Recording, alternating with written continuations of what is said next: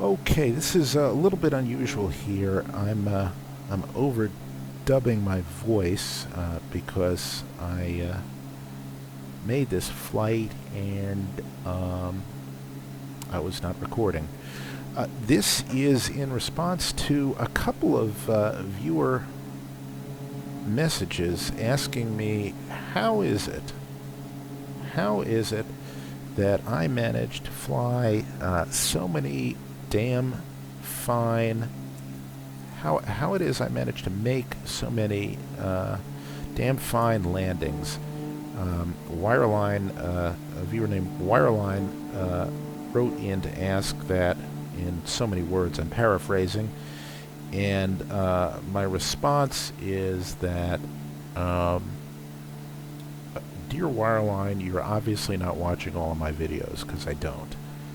But I've kind of, through bitter experience and hard lessons, figured out kinda, kinda, how to do it reasonably well a lot of the time. We're inbound from Sedona, Arizona, which sounds like Gary, Indiana. You could do a song, Sedona, Arizona, Sedona, Arizona. Well, I don't know. It would, I don't know. There are probably too many syllables, but it just sounds distinctly Dr. Zeus-like. Inbound to Phoenix. We're coming over some really nice ortho photo scenery, courtesy of GPB 500, and going into Mr. X's Phoenix International. That, of course, is the Garmin GTN 650, and Reality XP did it. Anyway,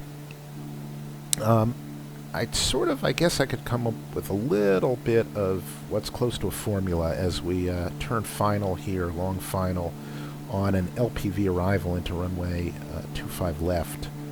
Oh, look, it says 25 left right there. I guess I remembered it right.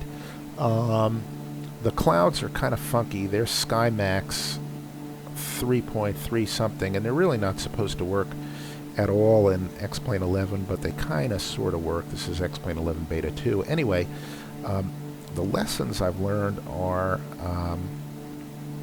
well, for starters, get to know your airplane. So know, for instance, what combinations of pitch and power get you what speed. Get to know how it reacts. I'm pointing to different things here as I'm talking about them on on the video. It's kind of surreal. I'm just kind of remembering what I was saying. But anyway, we're going to use the autopilot to get established, because what we're going to do is we are going to not chase three variables at once. We're going to get stable into a stable rate of descent at a set angle of descent, a set sink rate, and a set speed. And ultimately what you're doing is you're letting the autopilot do that for you to trim you into the right conditions, so that the only thing you are futzing around with is your speed. Once you do that, it's a little bit of a cheat, but once you do that, what you've done is you've reduced your variable to basically to 1, which is your power, so that when you take off the autopilot, you fly it yourself, the other variables are taken care of, at least initially. You're in a good trimmed state, you're on line, and then you only have to make minor pitch corrections, and you only have to make minor power corrections. You can do the same thing yourself. The sort of cheat is to use at least the beginning of the approach to give yourself a long enough approach so that you're not twiddling with power, pitch, alignment, trim, flaps, gear, all the way down the approach. Get to know your airplane. Get to know, for instance, that if you have 20 inches of manifold pressure, say, you'll maintain, as you can see right there on the screen, about 145 knots in level flight at 3,000 feet. Then you know that when you say drop your gear, you'll know from experience in this plane or that dropping the gear will take 10 knots off your speed, or will start you descending by 500 feet per minute. Whatever it is, just get to know it so that when you introduce a configuration change, you know what it's going to do, and then you can do things like, all right, I'll fly level at such and such power, say 20 pounds on the manifold as we are right now, and when we start going down, you're going to see in a second that's going to change to LPV. When we start going, I'm pointing to it like all right, well, I hope I can sync this up later. Okay, it switches to LPV, so we're in our final approach segment, and you know when you start going down the hill, for example, and you also want to slow down, you're going to know that the flaps are going to take off so much speed, and the gear is going to take off so much speed, and you're going to have to pull back so much. You'll get to know that, so that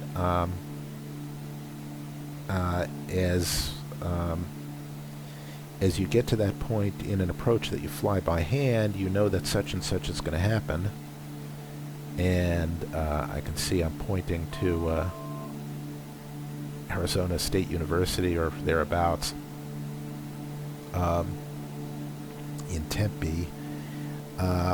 But you know that a given configuration is going to produce a given rate of descent. Now, you notice our rate of descent is more than 500 feet per minute. That's because we're going faster than the 100 knots we want to. So I think at this point I'm introducing flaps. I can't see flaps and gear, and that is slowing us down. The other thing I've done is I've rolled off the power a little bit. Now I'm coming back on to pretty much what's going to be my final power setting. And once I get that established, I'm not going to change that very much unless I want to change our rate of descent. But you can see it's about 500 feet per minute. We're on the glide path, and you can see that we're going at 100 knots, which is about where we want to be in this plane. In other planes, it might be different. But you'll get to know it. You'll just get to know it by heart. You'll also get to know it by instrument position. You'll know your instrument, so you'll know that the manifold pressure should be at about 1 o'clock. And if it's at about 2 o'clock, maybe you're doing something wrong. You're either going too fast, you got too much power in, you're not descending fast enough, or you're unexpectedly not, you've got too much drag out or something. So we disconnect the autopilot, and what we're doing now, as you can see the trim light blinking, is we're adjusting the trim a little bit, and we're getting back onto glide path and onto speed, and you can see we are maintaining about 15 pounds of manifold pressure, which will yield us that rate of descent at this temperature, at this density altitude, with this wind. It'll vary, but you'll get, once you get it in the ballpark, you'll be able to say, okay, I'm going to have to correct by about make it about 130 in the manifold pressure. I mean, with the needle at 130, or about 17 pounds. You'll just get to know the cookbook differences, and you also get to know the feel. Also notice, look at where the runway threshold or the touchdown point, it's not moving very much in the windshield up and down. It is staying about the same distance from a reference point, say, on the nose. So look at the nose of the airplane here, right here, and you can see that the distance isn't varying. Now once we get close enough, we're going to... 500. It obviously is going to once we get over it, it's going to change. But as we're going down, as we're coming forward, we're going down, and the geometry means that the distance between here and here, you notice, is about the same. It's about, on my monitor, it's about 3 finger widths. So I just stick 3 fingers up there and I know I'm about right. So here we come. Now when we get over the numbers, you'll see the trim light up here a little bit. That's because we're reducing the power and we're walking back the trim. See it blinking right now? So we're trimming back and trimming back and trimming back. And now, off comes the power and we flare. And we touch down, 65 feet per minute. And now we're at the mercy of X-Plane's shitty ground handling, and that's why we're all over the place. But that is basically how you do it. Now, we'll replay it in a second here, I think. If I'm not mistaken. Of course we're going to replay it. I couldn't resist, could I? In this case, for pedagogical purposes. There we go. And I think we're going to do it first from the tower view. What am I figuring out here? I've got vapor lock in the brain here. There we go.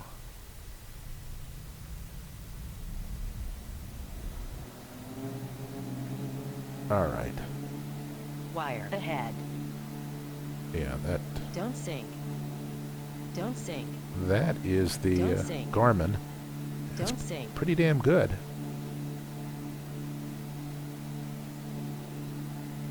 I get pissed off here. I make some grumpy noises. Turn off the Garmin. Alright. Take a tower view. And when you look at the tower view, you're going to see that the vertical aspect of the plane, the nose, doesn't come bobbing up and down a lot. You want to trim to the point where you're not... well, my tip is to trim a little bit so that you're on the approach, you've got a constant slight pull on the yoke. You probably wouldn't necessarily do that in real life. You'd want to trim it to feel right.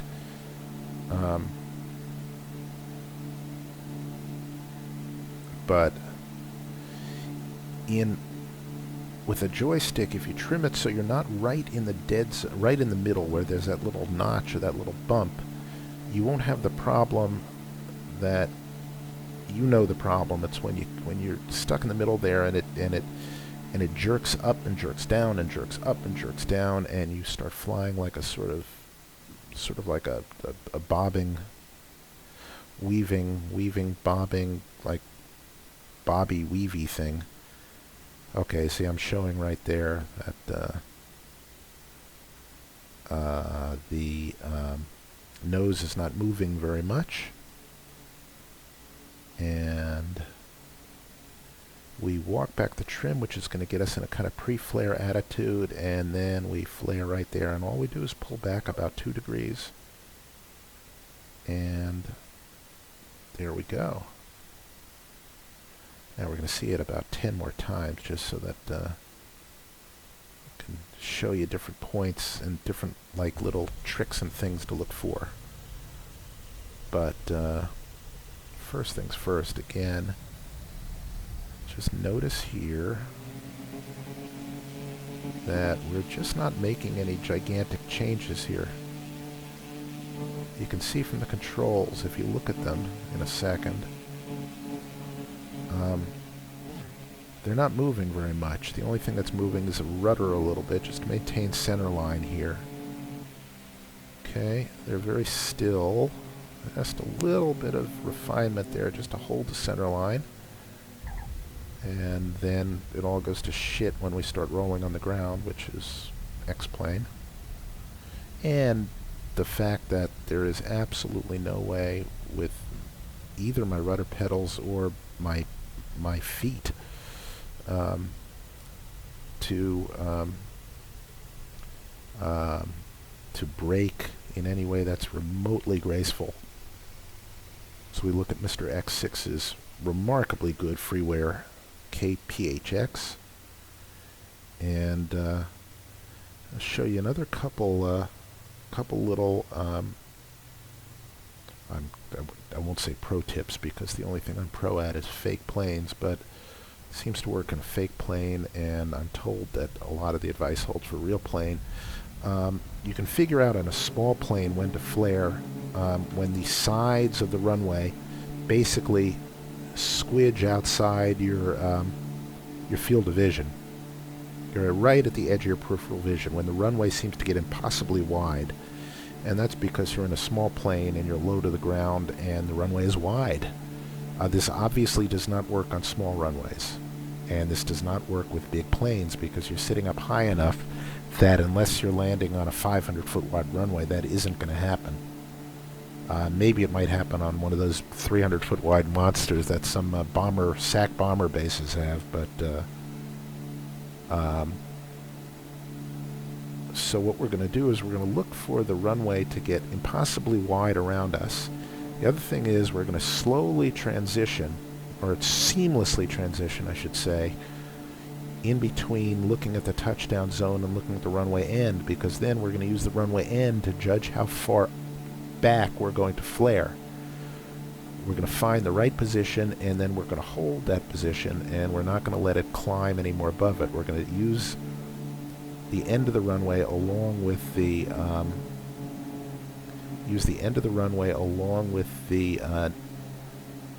a fixed reference point on the plane to figure out if we're flaring enough. And again, you're gonna, once you get the feel for your own plane, you notice there we're just about 2 degrees nose up. I'm probably ever so slightly more nose up than I need to be, and that's probably because I'm about 3 or 4 knots too slow, which is why we're just ever so slightly more nose up than probably we should, which means that when we flare we're going to be just a little bit tail heavy, but not too much.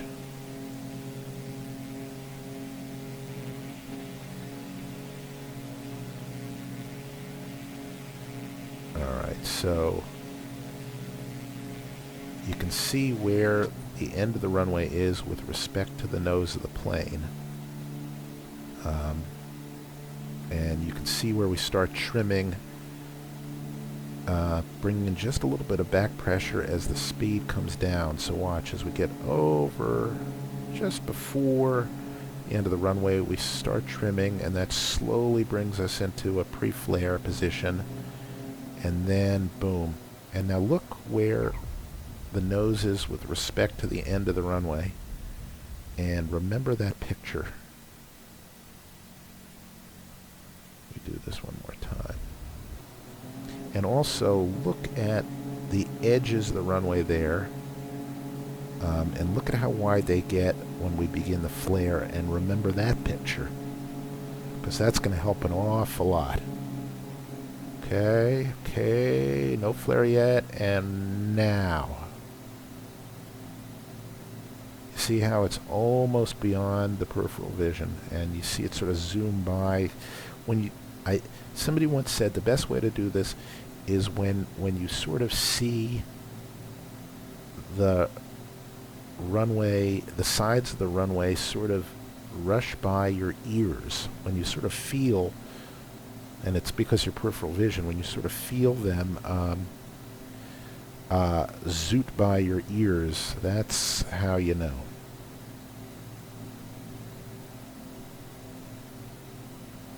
And you can also see that's about, what's interesting is that when you flare, at least on this plane, the distance between the horizon and the tip of the nose is almost identical to the level flight distance between the horizon and the nose.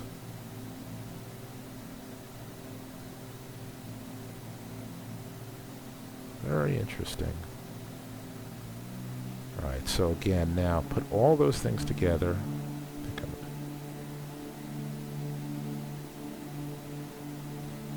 Put all those things together as we come down and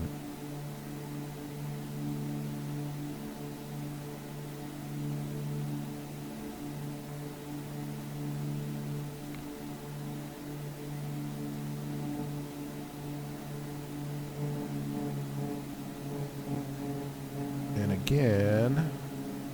Oh wait, screwed this up.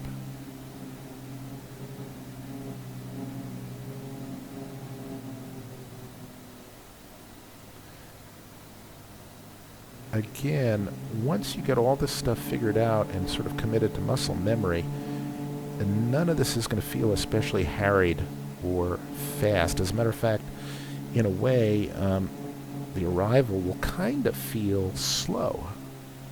Like you've got all the time in the world to do this. So take a look now. You can see the nose ever so slightly coming up. That's the sort of pre-flare. You notice that the speed is just a little bit down, and now you pull up into the real flare in a second. Right about now and there. You can see it's about that far away, and you hold it. And if you're in one of Jack's 737s or 727s, you do what's called the Boeing push. So instead of holding it at the very last second, you just relax off of it, and it derotates the mains a little bit so that they just gently kiss on to the runway. You don't actually give it a push, you just stop giving it a pull. Just a little bit. And I can never get that right with the stick that I've got, but apparently it's a neat little trick in the real plane, because 727s were always hard to land because the mains were pretty far back, and they sort of, when you flare, you would rotate them in a big arc down towards the pavement, so they displaced a lot in distance when you rotated. So the trick was to get into your pre-flare position, which was more of a flare position. Maybe pull back ever so slightly when you roll off the power, and then ever so slightly relax the back pressure just a little bit, so that it slowed the rotation of the mains down as they got just close enough to kiss the ground. And that's more or less how that works. It'll vary in your airplane. And I would just suggest finding an airport you like, turning the weather to clear, turning off the wind at least to begin with, and then just fly the crap out of it. And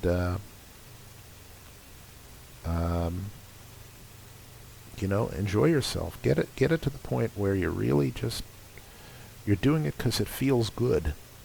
You turn it into a reward instead of something to fear, and just have fun with it. And thanks everybody for subscribing and watching and all the rest. We're up to 1,500 subscribers, and keep those cards and letters coming, and keep the suggestions coming so we can do more segments like this one.